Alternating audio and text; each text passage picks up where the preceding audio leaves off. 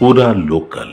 So Guruji, ప్రస్తుతం చూసుకున్నట్లయితే ఏపీలో కూటమి ప్రభుత్వం వాళ్ళలో వాళ్ళకే చాలా గొడవలు జరగటం మనం చూస్తూనే ఉన్నాం. అండ్ డిప్యూటీ సీఎం నారా లోకేష్ను కూడా చేయాలని చెప్పేసి కొన్ని వార్తలు వినిపిస్తూ ఉన్నాయి.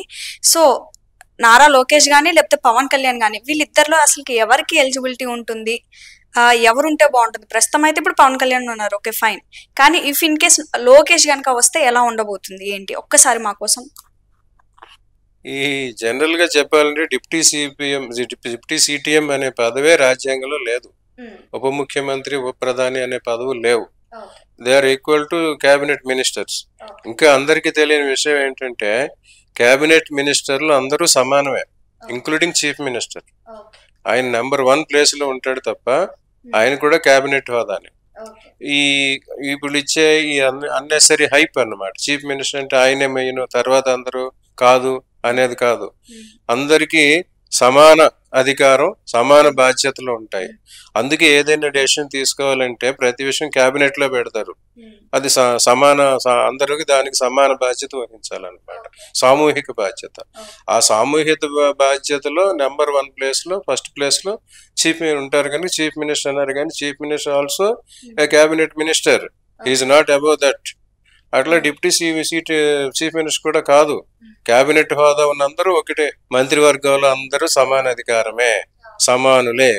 ఆ హోదా ఆ గ్రహగతులు ఉన్న వాళ్ళకి అధికారం వస్తుంది. కానీ అధికారం వాళ్ళు ఎంతవరకు ఎక్సర్సైజ్ చేస్తున్నారు, ఎంత ఇండిపెండెంట్ గా వాళ్ళు డెసిషన్స్ తీసుకుంటున్నారు, ఎంత ప్రభావం చూపించగలుగుతున్నారు అనేది వారి వారి వ్యక్తిగత జాతకాల్లో ఉన్న గ్రహ బలాలను బట్టి ఉంటుంది అనమాట. కొంతమంది యాక్టివ్ గా ఉంటారు, కొంతమంది యాక్టివ్ గా ఉండరు. అది వారి వ్యక్తిగత గ్రహాల పరిస్థితిని బట్టి ఉంటుంది అనమాట. జాతకంలో ఉన్న యోగం ప్రకారం వారు మినిస్టర్లు అయిపోయారు, ఎమ్మెల్యే లేరు, మినిస్టర్లు అయ్యారు, ఉంటారు. ఇంకా నెక్స్ట్ ఏంటి, అందరికీ ఉన్న క్వశ్చన్ చీఫ్ మినిస్టర్లు అవుతారా లేరా, అది అందరికీ ఉన్నదన్నమాట. ఆ కోరిక అందరికీ ఉంటది. రాజకీయాల్లో వచ్చిన ప్రతి వాడు ఎమ్మెల్యే అవ్వాలనుకుంటాడు, ఎమ్మెల్యే అయిన ప్రతి వాడు మినిస్టర్ అనుకుంటాడు, మినిస్టర్ అయిన ప్రతి వాడు చీఫ్ మినిస్టర్ అని అనుకుంటారు. సో అది కోవెటెడ్ పోస్ట్ అనమాట.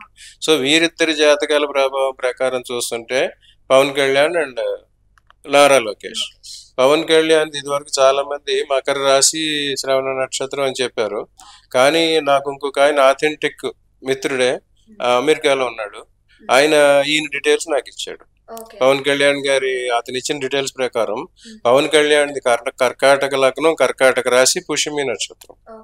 ఆయనకి శుక్రుడు అనుకూలంగా ఉన్నాడు. శుక్ర దశలో అతనేమో సినిమాల్లోకి వెళ్ళడం, సినిమాల్లో పేరు అవడం జరిగింది.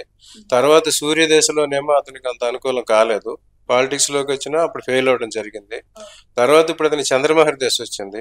ఆ చంద్రమహర్ దశ రావడంతో అతను డిప్యూటీ చీఫ్ మినిస్టర్ అవడం జరిగింది. అది 22లోనే అతనికి చంద్రమహర్ దశ వచ్చింది. 32 వరకు ఉంటుంది. ఈ 32 వరకు ఆయన ఏదో ఒక పదవిలోనే ఉంటాడు, కేబినెట్ పదవిలోనే ఉంటాడు. ఇంకొకటి ఏంటంటే 32 తర్వాత ఆయనకి కుజ దశ వస్తుంది. కర్కాటక లగ్నానికి రాజయోగం ఇచ్చేవాడు కుజుడు. ఆ సమయంలో ఆయనకున్న మిగతా గ్రహగతుల్ని, పరిస్థితులు కూడా చూసుకుని ఆయన ఏ రకంగా తన ఏర్పాట్లు, తన పార్టీని తీర్చిదిద్దుకుంటారో చూస్తే అప్పుడు ఆయనకి చీఫ్ మినిస్టర్ అయ్యే యోగం కూడా, అవకాశం కూడా వచ్చింది. ఇక నారా లోకేష్ గారి వ్యవహారం చూస్తే ఆయనది రాజయోగ లగ్నం, అతని మకర లగ్నం, మేష రాశి, భరణి నక్షత్రం. అక్కడిక్కడ జరిగిన తెలుగుదేశంలో పదవుల వ్యవహారం చూస్తే తెలుగుదేశంలో ఎన్టీ రామారావు గారు స్థాపించి చీఫ్ మినిస్టర్, చంద్రబాబు నాయుడు గారు చీఫ్ మినిస్టర్. వారిద్దరూ భువనేశ్వరికి రక్త బంధువులు. రామారావు గారి కూతురు భువనేశ్వరి, ఆమె భర్త చంద్రబాబు. భువనేశ్వరి గారు చాలా యోగమైన జాతకం, అందుకే ఆమె తండ్రి చీఫ్ మినిస్టర్, భర్త చీఫ్ మినిస్టర్.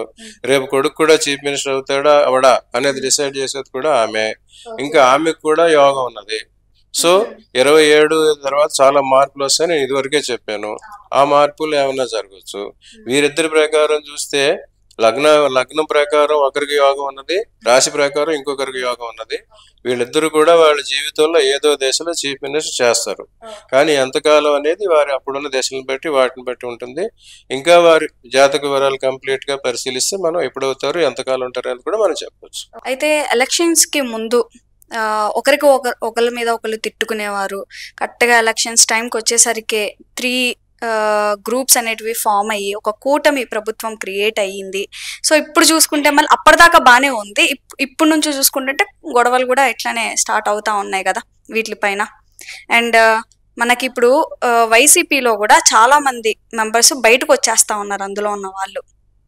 అంటే ఇక వైసీపీ పరిస్థితి ఏంటంటారు? మధ్యలోనే ఏమన్నా బ్రేక్ అయ్యే ఛాన్సెస్ ఏమన్నా ఉన్నాయా లేకపోతే ఏంటి? ఈ పవర్ కోసం టెస్సెల్ అనేది ఇప్పటి నుంచి కాదు, పురాణ కాలం నుంచి ఉంది.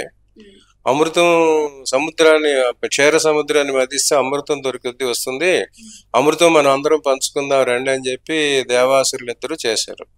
దేవతలు రాక్షసులు కలిసి మందర పర్వతాన్ని పెట్టి వాసుకి అనే పాముని దానికి కవంగా తాడుగా పెట్టి ఒక పక్క రాక్షసులు ఇంకొక పక్క దేవతలు చిలికించారు.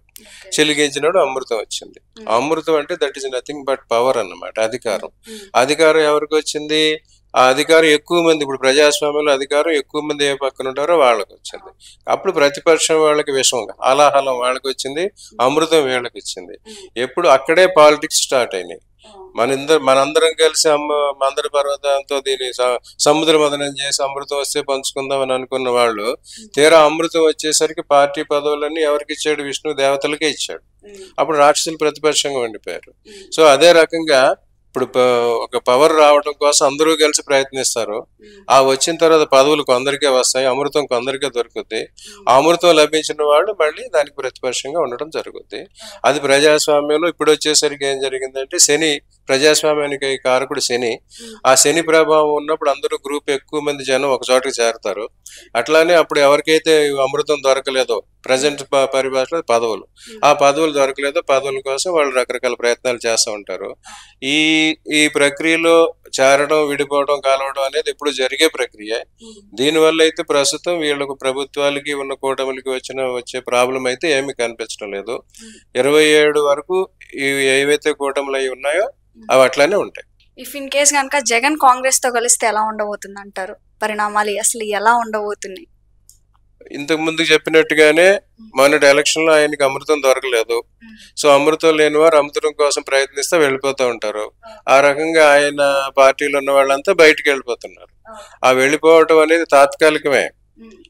వాళ్ళు మళ్ళీ ఎలక్షన్ కి ఎప్పుడైతే అవకాశం ఎవరికి ఉంటుందో అప్పుడు వాళ్లే వస్తారనమాట. తప్పలుగా చెరువు నిండిన కప్పలు 10,000 చేరంటారు. ఎక్కడైతే అధికారం వస్తుంది అంటారో ఆ పక్కకి అందరూ వచ్చేస్తా ఉంటారు అనమాట. సూర్యకాంత ఫ్లవర్ అంటే సన్ఫ్లవర్ ఉంటుంది, ఎటు సూర్యుడు ఉన్నాడు అటు తిరుగుతుంది అన్నమాట. ఆ రంగా పాలిటీషియన్స్ కూడా సూరజ్ముఖి లాంటి వాళ్ళు ఎక్కడ అధికారం వస్తుందని అక్కడికి వచ్చేస్తారు. అందుకోసం ఇప్పుడు ఏదో ఈ పార్టీ నుంచి వెళ్ళిపోయారు, ఈ పార్టీ ఏదో బలహీనపడిందని ఏ పార్టీ కూడా అనుకోవాల్సిన అవసరం లేదు. వారి సమయం వచ్చినప్పుడు వారికి అధికారం వస్తుంది. అది ఎప్పుడు వస్తుంది ఏంటి అనేది వారి నాయకుల జాతకాలను బట్టి, వాళ్ళ పార్టీల యోగాలను బట్టి, వారికి ఉన్న పరిస్థితి గ్రహగతులను బట్టి పరిశీలించుకుంటే వారికి ఆ బాధపడుతుంది. ఇంకా నెక్స్ట్ ఎలక్షన్స్ లో చూసుకుంటే గనక తండ్రి కొడుకు వర్సెస్ పవన్ కళ్యాణ్ జగన్ అట్లానే అనిపిస్తా ఉన్నాయి. ఎందుకంటే ఏపీలో పాలిటిక్స్ అనేవి చాలా హాట్ గా నడుస్తూ ఉంటాయి ఎప్పుడు చూసుకున్నా సరే. సో చెప్పండి. పదవుల కోసం, అధికారం కోసం, ధనం కోసం అందరి మధ్య పోరాటం ఉంటుంది. ఇది ఇప్పటిది కాదు, పురాణ కాలం నుంచి ఉన్నది. కంసుడు తండ్రినే జైల్లో పెట్టి పదవి తీసుకున్నాడు. ఔరంగజేబు షాజహాన్ తండ్రిని జైల్లో పెట్టి పదవిని తీసుకున్నాడు. అందరు పెద్దవాడైన అన్నని చంపించేసి తను పదవికి వచ్చాడు. సో రాజ్యం కోసం రకరకాల దురాఘాతాలు ఎప్పటి నుంచో జరిగినవి.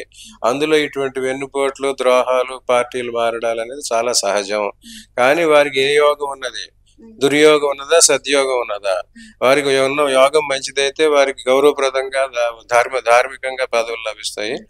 అవయోగం ఉంటే ఇటువంటి అడ్డదారుల పదవులు లభిస్తాయి. ఆ పదవులు వచ్చినప్పుడు ఎంతకాలం ఉంటాయో అందరూ చూసిందే. అట్లాగే ఇందాకే మేము చెప్పుకున్నాం, ఎవరైనా చనిపోతే పదవి రావడం, ధనం రావడం అనేది మృత నష్టంలోకి వస్తుంది. అది మంచి యోగం కాదు. అటువంటి వచ్చిన వాళ్ళు కూడా కొంతకాలం ఉంటది కానీ వారు చిరకాలం ఉండలేరు అనమాట. ధర్మంతో అధికారం సంపాదించుకుంటేనే అది కలకాలం నిలబడుతుంది కానీ ఇటువంటి పరిస్థితులు వచ్చింది ఉండదు. అది ఒక విషయం. సో ఇప్పుడు ప్రజాస్వామ్యానికి అధిపతి శని గనక రకరకాల కాంబినేషన్స్ వస్తూ ఉంటాయి. సో మళ్ళీ ఎలక్షన్స్ వచ్చేసరికి అప్పుడు మళ్ళీ గ్రహగతులు ఎట్లా ఉంటాయి? శని రాహుకేతులు ప్రజాస్వామ్యంలో ఎవరికి అధికారం రావాలో డిసైడ్ చేసేది శని రాహుకేతులు. సో 27, 29 నాటికి ఎటువంటి పరిస్థితులు ఉంటాయో చూసి అప్పుడు మనం మళ్ళీ తర్వాత చెప్పొచ్చు.